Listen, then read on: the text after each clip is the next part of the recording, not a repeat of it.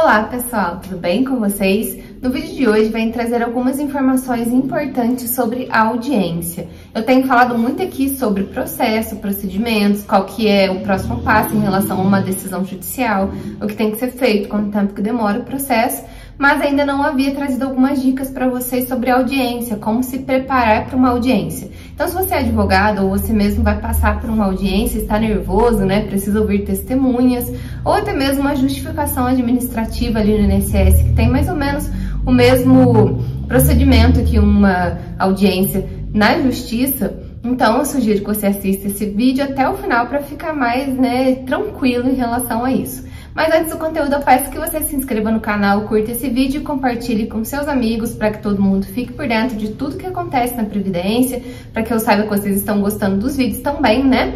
Relembro vocês dos cursos, dos links, todos aqui na descrição do vídeo para você acessar. E para quem ainda não me conhece, meu nome é Gabriela Lopes, eu sou advogada, sou especialista em direito previdenciário e estou aqui hoje para te ajudar a resolver os seus problemas com o INSS. E em relação à audiência, pessoal, é importante vocês levarem em consideração alguns pontos. Bom, a audiência é um momento em que você vai ter que levar as testemunhas para comprovar algum fato ali que está como controvertido no processo. Dessa forma, existem informações no processo que não precisam ser discutidas em audiência, porque já tem ali os documentos comprovando, às vezes o INSS já reconheceu administrativamente, então você não precisa se preocupar em relação a esses pontos, que são pontos ou incontroversos, que não tem discussão, ou que só os documentos comprovem, e quanto menos você falar sobre isso, melhor no processo. Então você precisa saber na audiência o que precisa ser provado. Então, por exemplo, você é trabalhador rural e precisa comprovar que trabalhou na roça em relação a um período, quando você era criança.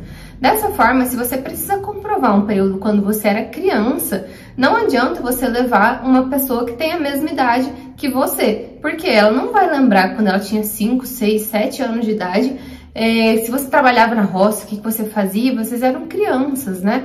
Agora, uma pessoa que é mais velha que você, naquela época, vai ter mais condições de relembrar se você trabalhava na roça ou não, se você ia com seus pais, com seus avós, se as terras de quem que eram, se eram vizinhos ali, se aquela pessoa também trabalhava no mesmo local. Então fica muito mais fácil, então você tem que ter estratégia para escolher as testemunhas.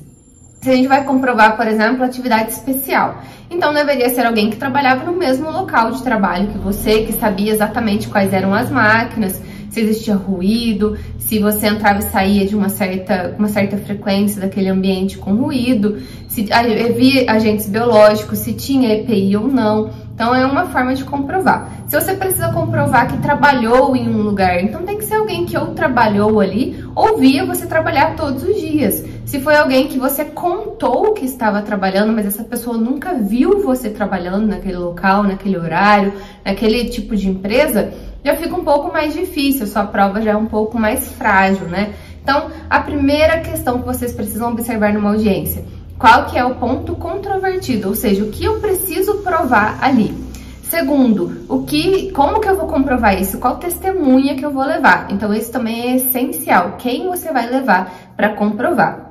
O terceiro ponto, essa pessoa que você vai levar para comprovar é alguém que você confia, que consiga manter a calma no momento da audiência, que consiga se expressar muito bem, né? Às vezes a gente precisa comprovar um tempo muito antigo e a pessoa que você está levando já é um senhorzinho, uma senhorinha que talvez tenha dificuldade já em comunicação, que esteja já mais debilitado, que talvez não lembre de tudo. E aí, na hora da audiência, as pessoas já ficam nervosas, né? O advogado seu já está mais acostumado, mas você que nunca foi testemunha, nunca precisou entrar com uma ação judicial, já fica um pouco nervoso. E ainda mais que o juiz já chega e fala, olha, se você mentir, você pode sair daqui preso. E realmente, uma mentira na audiência, você pode sair realmente preso, se você está ali para fraudar uma situação. Mas se você está ali para falar a verdade e comprovar, o seu trabalho, o seu vínculo, ou atividade especial, união estável, pode ser qualquer tipo de prova, né? Nessas situações, então, você precisa estar calmo e a testemunha sua também precisa estar mais tranquila, porque senão vocês vão se confundir. O juiz às vezes pergunta 2, 3 vezes a mesma coisa, e aí você responde a primeira vez e a segunda vez responde diferente. Então não pode ficar nervoso, porque você tá ali para falar a verdade. E a verdade você não precisa inventar nada, é simplesmente falar o que você sabe. Se você não se lembra de alguma coisa, é melhor falar que não lembra do que chutar. Então às vezes o juiz fala assim, quantos anos você tinha naquela época? E aí você não lembra se tinha 10 anos, 12 anos, é tanto tempo atrás.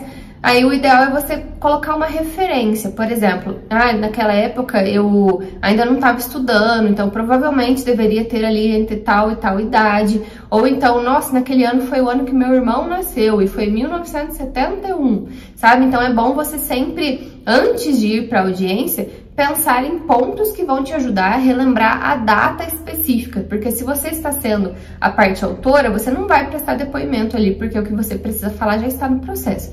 Mas às vezes o juiz gosta de questionar.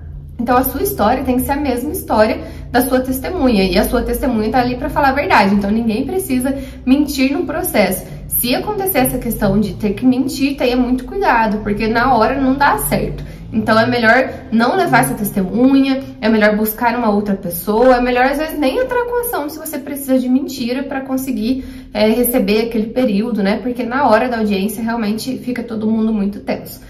E nesse sentido é importante você saber então quem vai levar, se essa pessoa vai conseguir relembrar os fatos. Dessa forma, antes da audiência, você pode questionar o seu advogado quais são as perguntas que ele vai fazer, ou se você preferir marcar com o advogado de ouvir as testemunhas antes, para ver se aquela testemunha vai conseguir comprovar tudo que precisa ser comprovado. E quando você leva testemunhas que são boas e realmente se lembram do que aconteceu, não precisa ter aquela questão, você vai falar isso, você precisa lembrar disso, porque não dá para lembrar na hora, é muita coisa e coisas antigas geralmente.